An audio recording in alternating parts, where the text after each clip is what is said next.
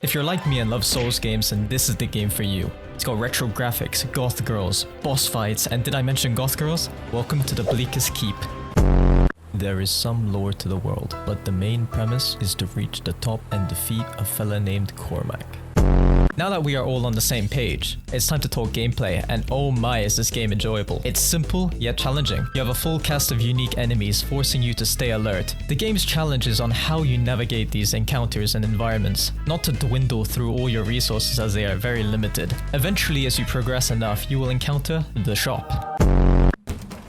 Oh my god. Now this is where you purchase your upgrades, whether that's perks or just general utilities such as pots, throwing knives, all the goodies. So the purpose of the shop is to build a strong enough character with your gameplay in mind, whether that's blocking, rolling, movement speed, or attack range, or you're playing fully around your bow or gun. You purchase these items with the money that you get from killing all the enemies. You've now purchased all your goods and it's time to say farewell and hope you make it back to the next shop.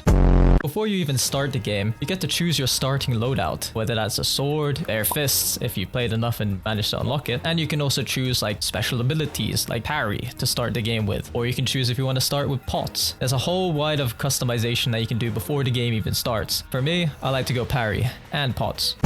So throughout the game, you'll find these chests in different encounter rooms, and these chests can give you new upgrades on the weapons. Remember, these weapons can break. Once the weapons break, you get a weapon part, and you can use the weapon part to trade with the shopkeeper to get a chance at even better weapons. So here's a list of some of the weapons you can get. A revolver, a limb revolver, a crossbow, a triple bolt bow, an automatic crossbow, and the list goes on and on. Depending on the weapons you choose, you can't really go wrong with any, but it can influence how you play the game. My personal favorite was the carbine rifle, as I found it to be very effective.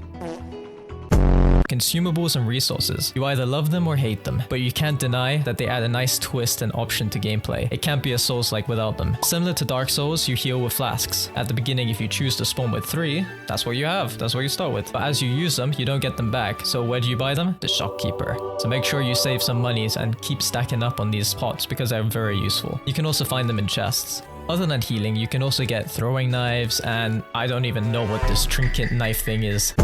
Let's talk about the bosses. Now I'll be honest, this game ain't Miyazaki. You won't see no horror Lu quality fight. But for what the game is, these bosses are challenging and fun. And to be honest, I love the aesthetic of these bosses. To not spoil too much on the game, I'll only talk about the 2 bosses you encounter first, starting with King Edgar. So the fight is quite fun. He has a sword, he's a big tall king, skeleton king, and he's got some fun attack patterns that you can learn. He also shoots fire at the ground when he hits you. Now let me tell you, it's really satisfying parrying this guy, especially like his big long combos, and you just feel like a badass slashing through him.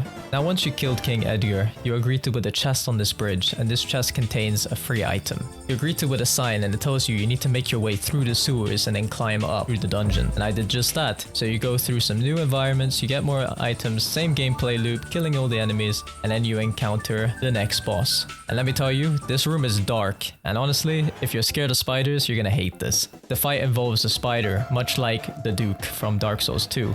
At the start, he was very difficult to read and predict his movements. However, once you're fighting him, you kind of get into the swing of it. However, on this run that I'm showing you right now, I was so close, I ran out of resources, and I fell short. But that's the beauty of this game. When you die, guess what? You can just go again, make a new build, and then try get further. And that's the addicting part of these games. Unlike Souls games, there's no bonfire or saves. You just start from the very beginning and you go again. If you enjoy the content, please leave a like and subscribe as it helps a lot, especially with motivation to pump out these videos and especially commenting.